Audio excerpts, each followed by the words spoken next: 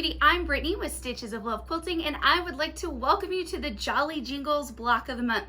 Now this video is going to be a tutorial for you, walking you through making everything from your very first box for the Jolly Jingles Plus version. That means we're going to be using our embroidery machine to assemble our entire little pillow using the hoop. Now you will have to use your sewing machine for parts of it, right?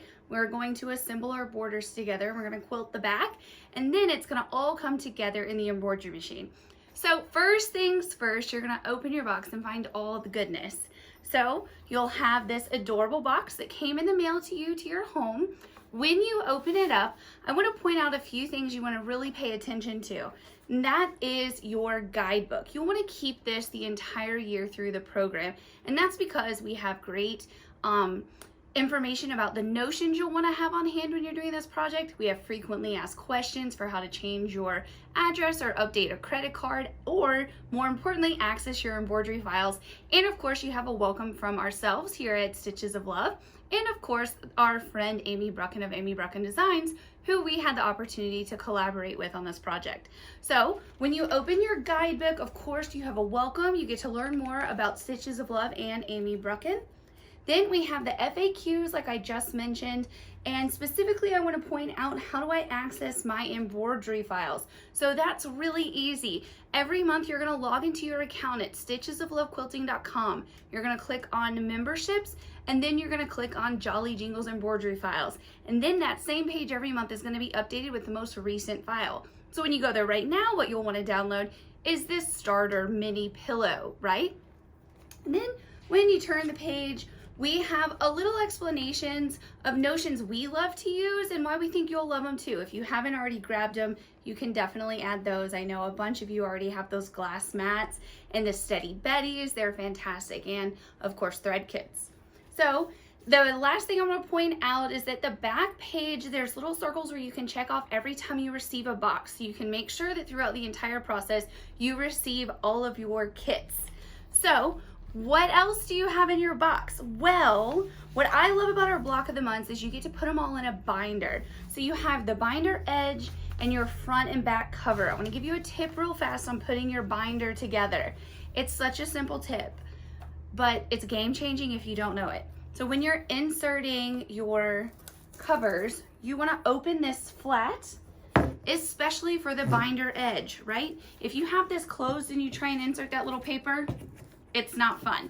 So just simply open this up and you'll be able to slide your little binder edge without a problem. Now I definitely recommend probably laying it down instead of holding it up like I am.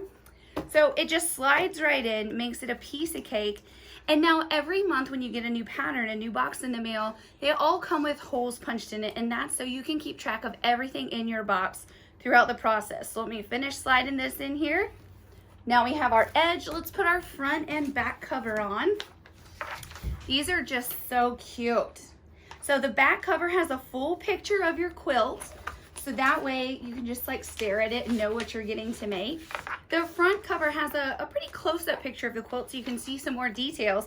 And then of course in your patterns every month we give a detailed picture of what you're working on. So there we go. We have this fun binder.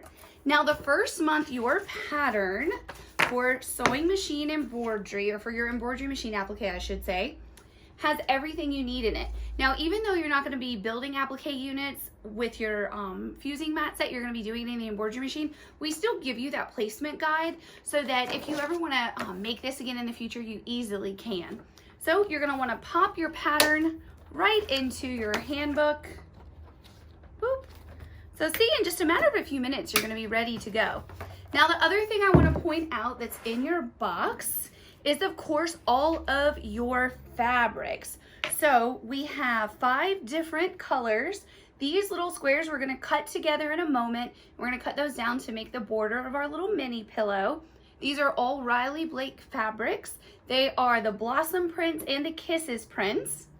And then you have 2 pieces. One is the background of your applique, and one is for the backing of your pillow. And these are both what's called Rainbow Blossom, again from our friends at Riley Blake. So in a moment, we're gonna cut those together.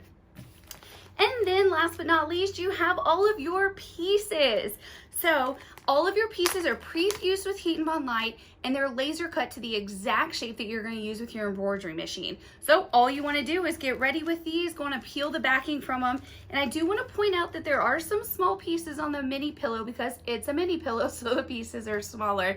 And there's a jingle bell. Make sure you don't lose your jingle bell while you're building out the rest of your pillow. So keep all your pieces safe and handy. And then I did mention notions from the guidebook. I highly recommend grabbing the thread kit because you get all of the colors you need. There are 16 colors. Our thread kits are 40 weight rayon. They are kitted by our friends at Sulky, and they are just so cute. So if you didn't grab these when you initially signed up for the club, you can always add it on at any time. Just visit stitchesoflovequilting.com. And there you go. Now in your box in the future months for the main blocks, you're gonna have a fun little card that tells you all the thread colors that you need, but also in the pattern every month, we have a nice little chart for you so you know what thread colors you need when. So I think we've reviewed everything we need to get started. The next segment of this video is gonna be how to prep your pieces, and let's do some cutting.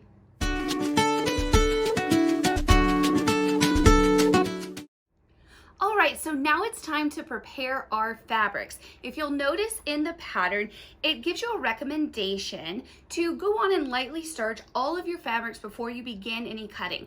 So in a moment when we switch to an overhead shot where you can see exactly what I'm doing, you'll be able to see that I am gonna use some spray starch. Now you can use just basic starch that you get at your local grocery store, or you can use something like Best Press, or you can even make your own with, I believe, vodka and water. So the choice is yours, whatever you prefer. My recommendation would be though, whatever you choose at the beginning of your project, follow through with that same starch throughout the entire project. I just think that makes a difference. So what we're gonna do is change the camera view, and you and I are gonna start cutting together. Okay, so now it's time to starch the fabric. So I have them all laid out. I'm just gonna set them aside, and I'm gonna take a couple of them. And again, I'm gonna use the same amount of starch throughout the entire process. And I get it pretty starchy. It's just a personal preference how much you use. And all you're gonna wanna do is iron it dry. Now I am ironing on top of my Steady Betty, and I'm using my Steam Fast Travel Iron. And all I'm doing is ironing these until they're dry, right? So really easy. This is a really good tip to me for all of quilting, whether you're doing piecing or applique. Now I do want to point out, you never want to starch or iron your applique pieces, right? They're cut to the exact size you need. Don't ever worry about doing anything with those. They come in your kit exactly how you need them.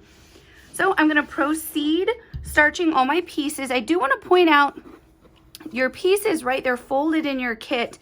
So make sure when you have that like seam, or not the seam line, that crease right here, make sure you get it out. You want to, really go to town with that starch. Don't be afraid of it. But again, be consistent throughout your entire quilt.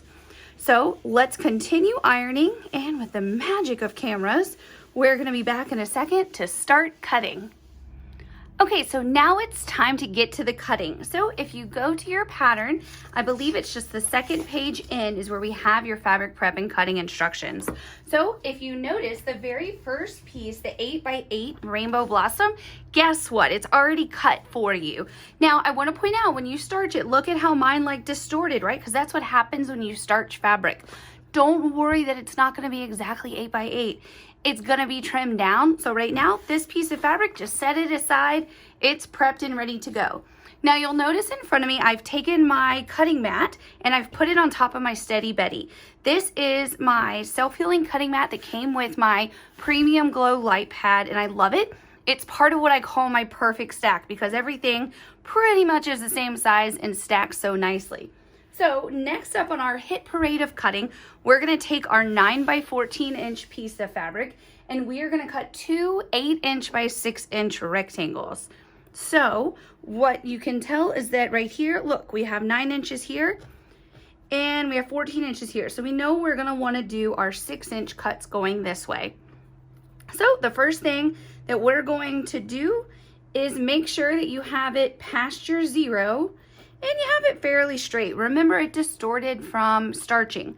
So pretty soon we're gonna square this little piece up. So what I'm gonna do is just cut on my 12 I'm gonna cut on my 6, and then I'm actually gonna pick it up and move it to cut my 0 line, if you will, because, well, I don't want to cut off my finger. So that piece is 6 inches. So now here I'm just going to line this up on my 12. There we go. Now there's multiple methods for cutting. You can always use 2 rulers and be very accurate. To me, if you stay with the same tools throughout the entire project, you're going to be okay no matter what tools they are. So now I'm ready to cut my 8-inch, right? So I have 2 perfect cuts, and I can easily stack these together. So you can see at the top and the bottom, they're perfectly straight together, and I need 8 inches. So I'm just gonna line it up where it's going past my 4 and my 12. You can use any lines. I'm just trying to get to 8 inches, right? So first up, let's cut on the 12. There we go. And then let's cut down here on the 4. So see, plenty of fabric. And these fun little scraps are always fun to keep in a cute little jar. And maybe there's a fun project at the end with all your scraps. So hold on to those. And so now let's address the fun multicolor squares we have. So from each of these, we're gonna cut 4 1.75 inches by 1.75 inch squares. What I'm gonna do is stack them all together, and I'm gonna cut them. Now again, they're not all exactly perfect, right? Because we starched them. But I'm gonna line them up where they pretty much match, right? So we are going to take and go just a hair over that 10-inch line. And I'm gonna give myself a nice edge. There we go. Make sure you cut all the way through. Look at that fun rainbow of colors of the scraps. Now we need 1.75 inches by 1.75 inches. So I'm just gonna line this up on any line where it's nice, right? And yes, I am using my Bruecken ruler, but it's kind of one of my favorite rulers, so I'm gonna keep on using it. And then we're gonna go to 1.75. So I have a little 1/2 inch here I wanna point out, then I have 1, and then I have my 1/4 inch to make it 1.75. And right now I haven't squared the rest of any of it, so the line I'm most concerned about is right here on the edge. So we're gonna do 1.75, and then I'm just gonna wiggle this over a little, my perfectly straight line on a straight line there, and again 1.75. Make sure that is nice and lined up. So you can see, even though we starched the fabric and it distorted, way more than we need. So now we just need to do that same thing again. So I'm gonna give myself a little trim, make sure I'm trimming all my little pieces off. There we go. You wanna make sure that it's perfectly straight on the bottom and then on your 3/4 line above. And now when I'm placing my ruler, I'm gonna really pay attention to my lines, right? So I have the line here, and my 1 3/4 inch line are perfectly lined up with what I've already cut. And then I have my edge of my ruler right here. Give that a trim. And I know I kind of do it a little funny because I always flip my piece, and people are always like, why do you do that? I have to say, I'm a righty, and my mom, Julie, who you know and love as the designer, is a lefty. So I think I picked up some, I don't know, kind of jumbledy backwards things from being lefty and righty. So again, we have 1 3/4 inches. My lines are perfect at the top, left, and bottom. And then I know I'm gonna have a perfect square. There we go. Move those out of the way. Now, I like to reposition these just a little bit to make sure I'm staying nice and square. And if you didn't want to cut multiples at one time, maybe that hurts your wrist, maybe you just think that's not as accurate, you can cut however you want to. For me, I like to do it this way. But again, at Stitches of Love, we don't allow quilt police, so no one can come in your sewing room and tell you that they don't like how you're doing it. As long as you're having fun and enjoying the project, that's all that matters, right? I would like to say, if we learned anything in 2020, it's to just let people be happy, right? And then, now that I've trimmed off that, I have Again, perfect lines on the top, left, and bottom. And that's what I'm gonna line up with my ruler to my 1 3/4 by 1 3/4. Give this a trim. And I do want to point out, be careful with your blade. Always make sure you keep your blade closed. So when you least expect it will be when you cut yourself. And that, having done it before, is not fun. Hopefully you haven't experienced that, but if you're a quilter, you probably have. So now all of your pieces are cut. So the next thing that we're gonna do is jump over to a sewing machine, and I will be putting my cute little borders together with you.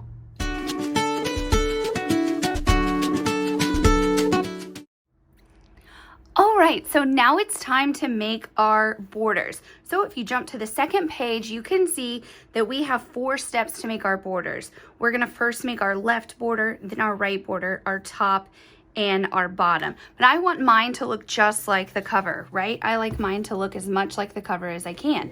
So what I'm gonna do, oops, let me move my book so it doesn't fall. You will of course use the picture, but what I'm gonna do is lay out my left border. So your left border, what you're gonna piece together are just these 4 right here. So from my beautifully starched pile, I am going to lay my Aqua Kisses, my Orange Blossom, my Purple Kisses, and then my Yellow Kisses. So I know when I go to the sewing machine, these are gonna be the 4 that I sew together right here. Now, what am I gonna do for my right border? Now, again, you can put these in any order that you want. I'm just doing it like the picture. 1, because, you know, it kind of makes sense since I'm doing a tutorial for you. And 2, I like to make it look like mom's. So now I have Yellow Kisses, Orange Blossom, Aqua Kisses, and then Green Blossom. So this is gonna be my right-hand border. So now the top, let's do that. We have these right across the top. So we have Green Blossoms, then we have our Yellow Kisses, just grabbing them from my pile. Then we have Orange Blossom, Aqua Kisses, Purple Kisses, Green Blossom. I'm starting to pick up what Mom did that I didn't notice. There's green blossoms in each corner. Who'da thunk it? That makes sense. And now we're gonna do the bottom border right here. So again, we're gonna start in with that Green Blossom. I'm gonna move these over just a little so I have more space on my Steady Betty. So you can see your Steady Betty really is like so handy because you can use it in a variety of ways.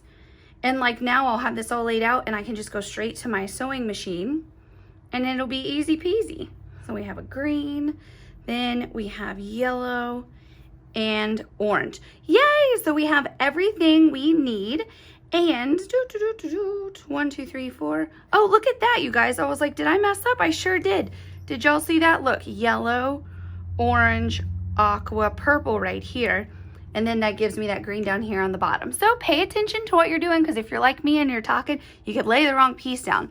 But now what we're gonna do is we're gonna take our left border and I'm gonna go to the sewing machine. So where I'm gonna put a seam is right here, these horizontal seams.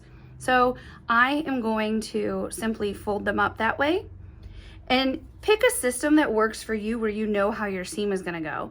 So I'm gonna make little piles for myself, and I know I feed it in this direction in my machine.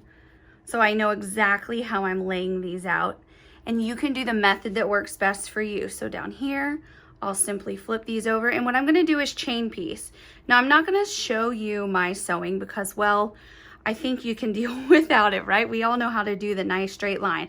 I would recommend using the same 1/4 inch foot throughout the entire process as well, because a 1/4 inch foot can change between feet and you want to make sure that you're as accurate as possible. So I do recommend consistency there.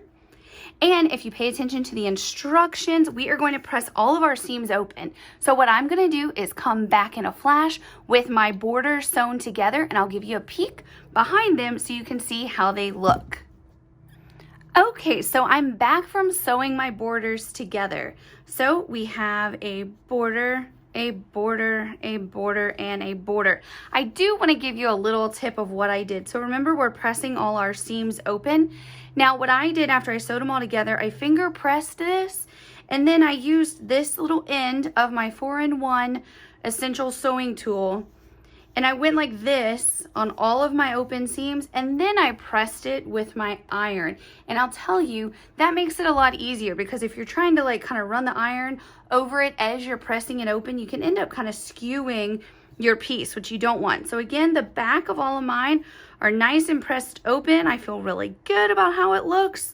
I am pleased. So next up, what we're gonna do is start preparing our pillow back. So if you remember, we cut our 8x6 rectangles. So what we want to do next is get fusible batting. So fusible batting wasn't in your box, so you want to grab, if it's not fusible batting that you have in your stash, you can use regular batting, don't worry.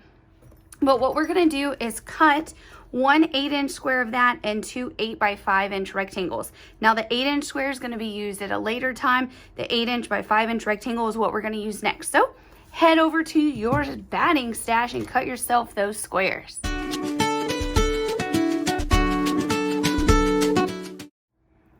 Okay, so now what we're going to do is take one of our 8x6 rectangles, and we are going to fold in on this edge right here.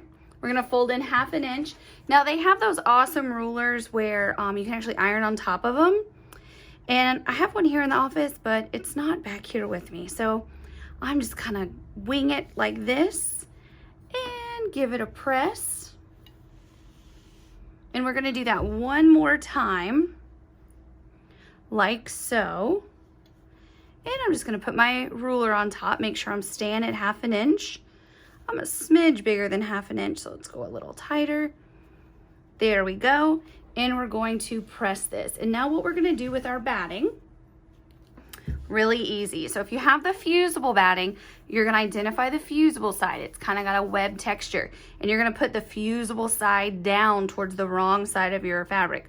But you wanna slip it in underneath this little tuck. Now, I wanna tell you, I'm gonna grab my fusing mat real fast because I don't wanna accidentally get sticky from the fusible onto my Steady Betty, right? So there we go, get that. So clearly when I cut my piece, I didn't measure very well, I just grabbed scraps of batting. So again, I have fusible side down, and actually I'll iron from this side just to make it a little easier.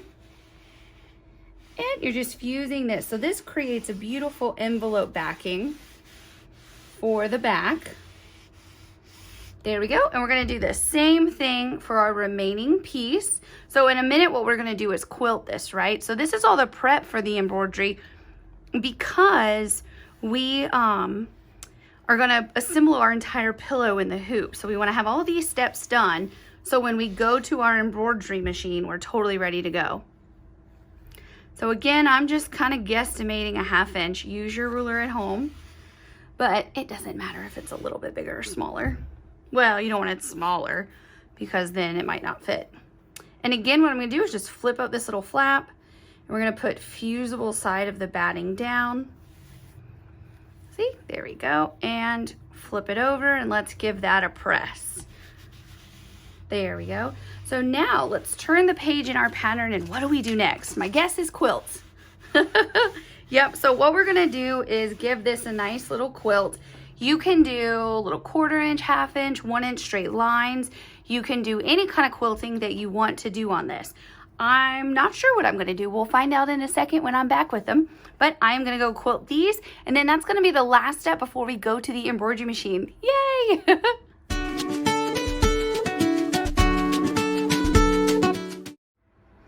Okay, so now we've moved over to our embroidery machine. So remember, we have our 4 borders made. We have the quilted envelope back, and you can see I just did white straight lines every inch apart because I was a little lazy and wanted to hurry. It'd be really cute if you did really tight, like 1/2 inch or 1/4 inch straight lines, or however you want to quilt it. That's done. I'm going to set my borders aside. I have my background fabric ready to go. Now in front of me at my station, I always have my light pad, my applique glass and cutting mat, fusing mat, Steady Betty, my Steamfast travel iron. I love to have my 3M transport tape handy. I use this to hold my fabric in place. And then from your Hedgies thread kit, you are going to have Sulky 40 weight rayon, 1001 white, 1019 peach, 1039 true red, 1045 light teal, 1812 wildflower, and then 1833 pumpkin, and then black 1005. And the Tear Easy that I'm using is Sulky Tear Easy. It's called a lightweight tearaway stabilizer, but it's so durable in the frame. I kind of think of it more as like a medium weight, but it tears away beautifully and it handles everything beautifully. So I highly recommend that in your hoop. So what you're gonna do is load that embroidery file onto your machine, and you're gonna load your Sulky White 1001.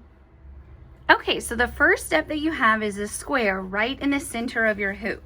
So you're gonna take that blossom fabric and you're just gonna center it right over it. Now, yes, you have way more than you need and we're gonna trim it down at the end, but for now, it's always good to have more than not enough. So we're gonna give this some tape. And now the next step is the machine is going to give us our first round of applique outlines. I'm so excited to get started, aren't you? So now we have our first round of applique outlines. Check it out. So we're just gonna start putting our pieces on. So I'm gonna start with my fun little striped arms. And all you do is lay it right in place. Your applique pieces are a perfect fit to these outlines. There we go. Now we're putting our other little arm on. Now you'll notice there are several pieces that you have 2 of them. And the reason why, just like we mentioned in the pattern, is that we want to double line them. See, if I put down his face with that peach fabric, you still see those little dots through it. Now you're still going to see a little bit of dots when we put the second one on, but golly gee, barely at all. So double lining it like this really makes a difference. Now you don't always want to do it when you're working with light colors. Sometimes you want whatever's behind it to give it a little bit of depth, but in this case we don't want a spotted Santa Claus. So now we put one of the hands down, put his second hand now, and then finally we have these 3 fun little, what are they, flowers, firecrackers, and they're a little funny, so you got to turn them until you know you have it the right direction. There we go. And then our aqua. Excuse me. Let's see. Does he go this way? Ah, he stuck to my finger. There we go. Just like so. And now the orange. And what we'll do is give this a press. We're going to leave that white thread on the machine. And we're going to put it back on for our next round of applique outlines. Alrighty, so we have our second round of applique outlines. So let's get started putting those on. I'm gonna start with his little face.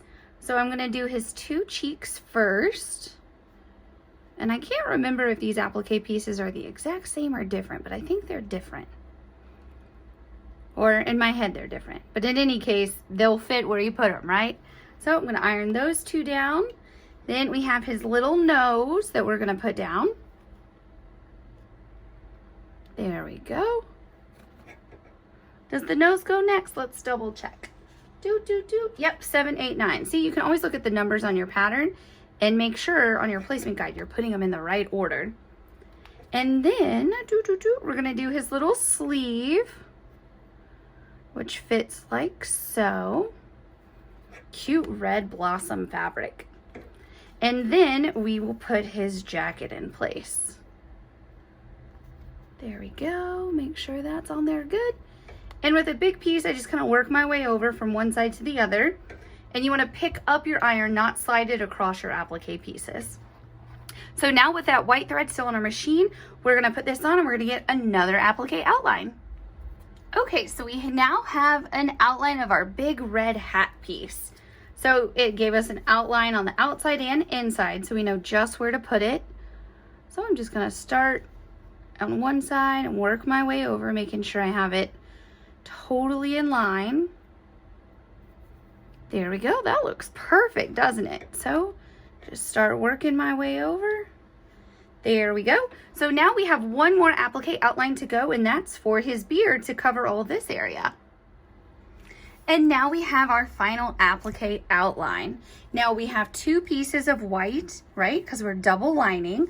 So you're just gonna take one of the pieces, you're gonna line it up just like so, and give it a press. And then we're just gonna repeat that same thing. See how you can still kind of see? Now we do that second piece, look at that, like magic. It's double lined. So easy, huh? You just wanna make sure you get it nice and lined up. Looks good to me. Give it a press. So now what's next? Oh my gosh, we're doing our first buttonhole stitching. So we're gonna leave the white thread on and the machine is going to do some buttonhole stitching for us. Okay, take a look at how great that buttonhole stitching looks on the white. So it did both of his sleeves and then of course his white beard. So now we are going to load 1019 Peach, and I'll tell you, for the next few steps, I take my hoop on and off the machine simply so I can bring it into the view of the camera for you and we can discuss what just stitched and what's about to stitch. But for you at home, for the next several steps, when we're doing the color changes, you can just change your thread and keep your hoop on. So let's load 1019 and move on to the next step. Okay, so now all that 1019 stitched, so you can see his hand is stitched, and look at those adorable little cheeks and nose. They're the cutest little buttonhole stitches. So now we are going to change our thread to the 1039 True Red, and the machine is going to stitch the outer part of his jacket around the outer part of his hat, and of course the little accent on his sleeve. Oh my goodness, look at the red. His little hat and his sleeve and his jacket looks so good. So now we have just a few more little color changes to do these little fun confetti things. So the next color we're going to load is 1045, the light teal, and the machine is going to do a fun little straight stitch right here in this little confetti. Okay, let's take a look at that fun little confetti. See that fun light teal stitching in the center of it? Very fun. Now we are going to put on 1812, the wildflower, which is the purple, and the machine's going to do just like it did here in this little confetti. And now take a look at the purple stitched. It looks so good. Now we're going to load the 1833, our fun pumpkin pie color, and the machine will stitch this last confetti for you.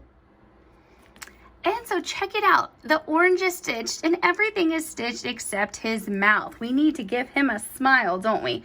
So we are going to put the black thread on and the machine is going to give a fun little smile for your little jolly Jingles. Okay, how happy is he with the smile? I love it. So now what we're going to do is put our 2 French knots for our eyes. So I've just taken my thread and put it through a needle. Now I'm using tulip needles. I love working with these when it comes to handwork. And this isn't really handwork, right? We're just doing 2 quick French knots. But maybe you're not familiar with the French knot, so I'm going to show you how I do it. And I do want to point out something very careful. Do not distort the contents of your frame. Don't push and pull on your stabilizer or the project, because the next steps that we're going to complete in the hoop won't be right. So I'm just going to kind of hold this in the air and do my French knots. So we're going to do one eyeball here, and sorry to turn it sideways, it just makes it easier for me to hold. So I've come up through my project. Now what I'm going to do, I have the thread in my left hand, I have my needle right here. I am going to go 1, 2, 3 times around my needle, and then I'm going to go down just once, like basically 1 needle width to the side. Now the secret to a good French knot is good tension. So you just want to hold that thread taut as you pull this all the way through. And we have 1 French knot. Yay! Now we will do our second French knot. Where do I want his eye? There we go. I did not mark his little eye spots like I should have from my placement guide. So you can always put this on top of your placement guide and mark it if you need to. So just come up once, and again I hold the thread in my left hand. I take my needle, whoop, my little hoop is sliding, whoop, there we go, trying to stay in the camera for you and hold a hoop. So again, I'm just gonna wrap this 1, 2, 3 times around, and my needle goes down just 1 needle width away from where it was, and I'm holding my thread taut all the way, and then you just put your thumb over it, and you end up with 2 perfect little French knots. Look at him.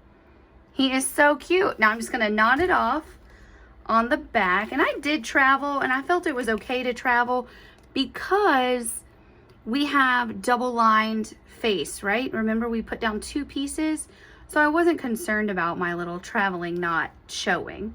Normally you don't want to travel, but you know, don't tell anybody. If you don't travel, obviously you would just have knotted off on the back twice. So give that a trim. And now look at this. Oh my gosh, he's so cute. And with little French knots, you can kind of play with them and get them where you want them. See, I like him like that. So take a look at everything we've stitched thus far. He's awesome. So now what's next?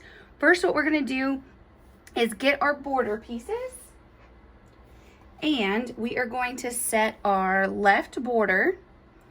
And what we're gonna do is put it face down, and we're gonna put it inside this line, right? So see, I'm gonna line it up just like so, and we're gonna tape it in place. So my stitch square is right here. And let's tape it down. And what the machine is going to do is go a 1/4 inch in and make our 1/4 inch seam allowance. Pretty cool, huh? Now we do have some seams that are pressed open. I'm going to do a little tape on those just to make sure the machine doesn't go over those and try and catch them. It still could. It wouldn't be the end of the world if it did. But let's just kind of help it out. Now we're going to do the same thing for our right border. So the border is supposed to be like this, right? So you just flip it over, you come right inside your stitched line. There we go. And again, we're gonna tape this little guy in place. So what I'm gonna put on the machine now, I'm switching back to my white thread for my seams. And again, I'm just taping over that area. Alrighty, so now let's get to sewing. Okay, so now you can see that you have these fun little flaps. These are your borders. What you're gonna do is just gently finger press that. Take your iron and give it a press. There we go. And we're gonna do the same thing with this side. And you can see what we're doing is creating our borders in the hoop. And just like before, we are gonna put some tape to hold these little guys down. There we go. So a good piece right there. And another good piece right here.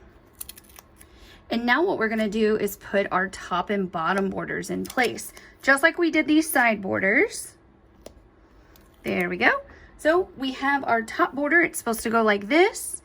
And so what we're gonna do is flip it down. Now I am gonna be really careful and try and line these seams up as best possible, right? So that when I open, I have a nice seam. There we go. And so I'm gonna put a pretty fair amount of tape right where that is. There we go. And then right there. Perfect. And then you just want to make that lay flat in the center, just like before. I'm gonna do some tape on my seams. There we go. And depending on your machine and the 1/4 inch seam allowances you did, it might be that you pull it just a smidge or kind of ruffle it down a little, but we're going to be talking about negligible amounts. There we go. I'm going to do a little bit down here. So you can see right here on this part of the project, I'm pretty tape happy, right? Don't be shy with the use of your tape. Now we have our next border, which goes just like so down here. Oh my God, he's going to be so cute, y'all. And we're just going to flip it up. And we are going to line up just like we want. And just like I did on the top border, I'm going to do that on this bottom border. And so we'll get this seam lined up nicely. There we go. And now make him lay flat. I'm going to put my tape in the center first. There we go. And then we'll do over both of these seams. Oh my gosh, so cute. I can't wait to put this all together. It's really fun. And then there we go. And one more piece right here. So now when we put this back on, the machine is going to give us our 1/4 inch seam allowance right here. Alrighty, so now look at that. We have top and bottom borders. So all I've done is taken the tape off and then finger press this up. Give it a press with your iron, right? And then I've taped this in place. So now we're gonna put this back on, and the machine is gonna give us one square stitched around the edge, and that's gonna be the guide for where we put our pieces, our backing pieces, I should say.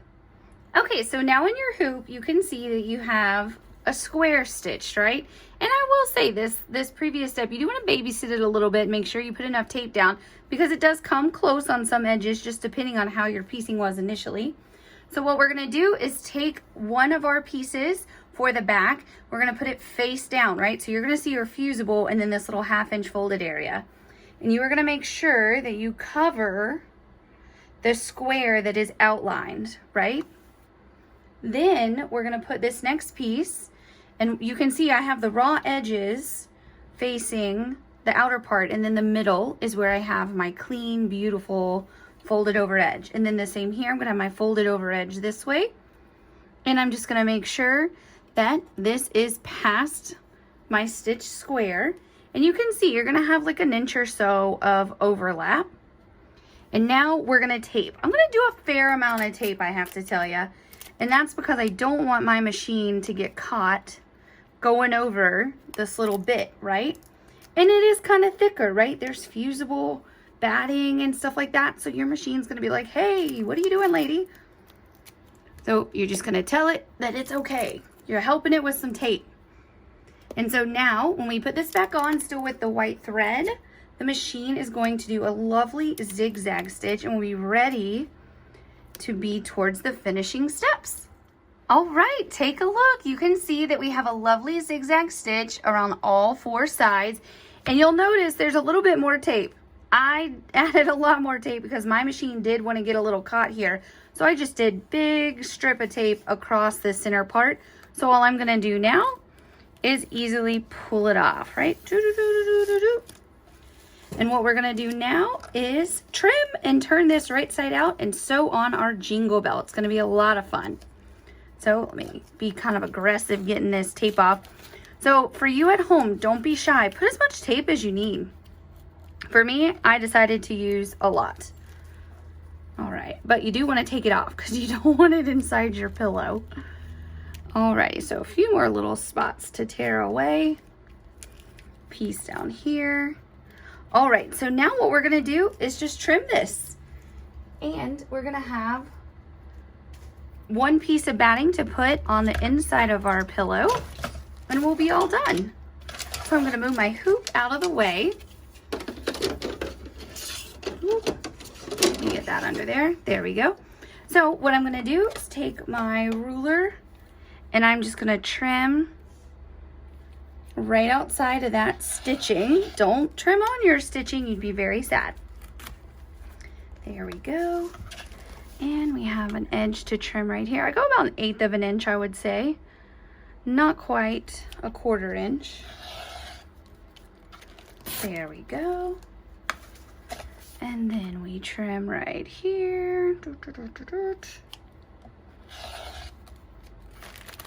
And one more trim and we're gonna get to turn this inside out. I'm very excited about that. Oh, actually, before we turn it inside out, we need to put that last piece of fusible batting on. So I am going to put my City Betty back in place, like so. And then you wanna tear your stabilizer out. So it's really easy to just kind of score this. It's the Sulky Tear Easy. I love how easy it really tears out. There we go. All right, now your piece right here, this background fabric right here in your border might not be connected in the edges. That's totally fine because technically we should trim it to a 1/4 inch around there. So if your piece didn't get caught, don't worry, there's nothing wrong. Just trim it.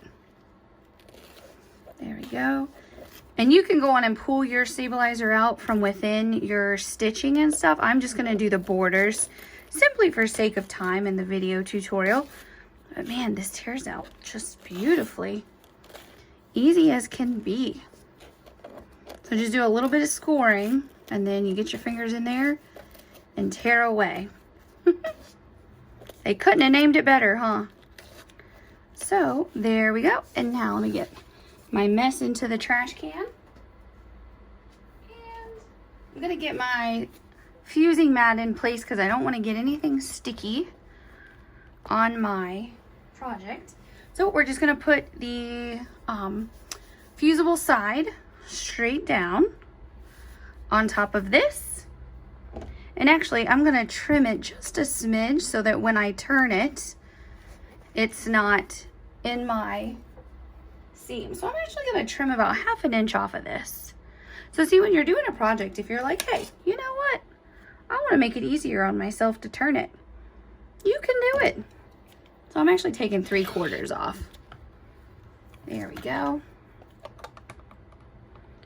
And then 3/4 right here. That way when we go to turn it, it's not gonna be as hard.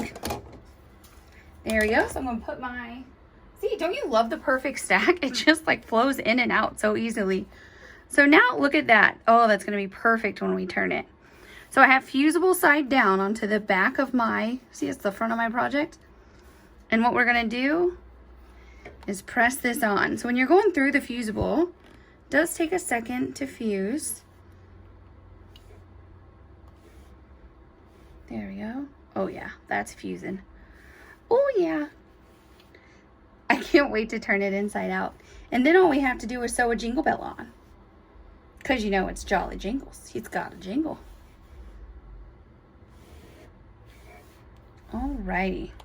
So now let it cool for just a second so you don't burn your fingers. Boop, boop, boop.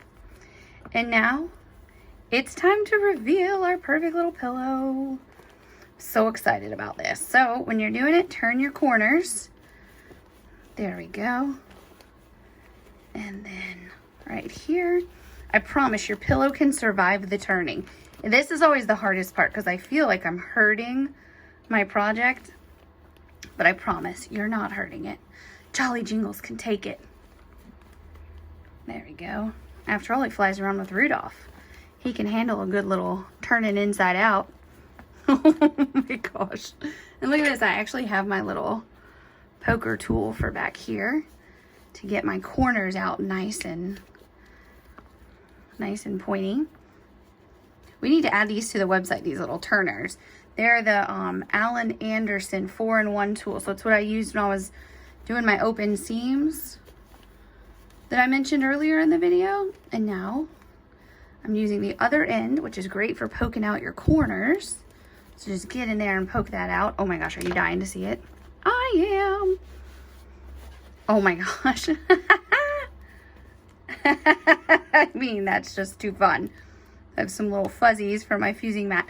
Oh my gosh, you guys, look at that. So let's see. What are we missing? A jingle bell. So all you do is get the same needle and thread that you use for your French knots. You're just gonna kind of come up here, just kind of work from within. And oh my gosh, we're gonna come up right here at the tip of our hat, and we're just gonna sew our jingle bell on. Oh my goodness, is this not so much fun? I can't even. I have to say that my mom Julie and our friend Amy Bruecken certainly knocked it out of the ballpark. Let me just keep my needle in there for a second. You'll knot it off and cut it, but I want to show you. Oh my gosh, he's so cute with his little jingle bell. Well, I would like to thank you for being a member of Jolly Jingles. I hope you are looking forward to every single block as much as I am, because I get to stitch it with you every month. I mean, that's the best part of my job, isn't it? So I hope that you enjoyed this tutorial. If you have any questions, don't hesitate to reach out to us. And if you want to invite a friend to join you, it'd be super fun. Happy stitching!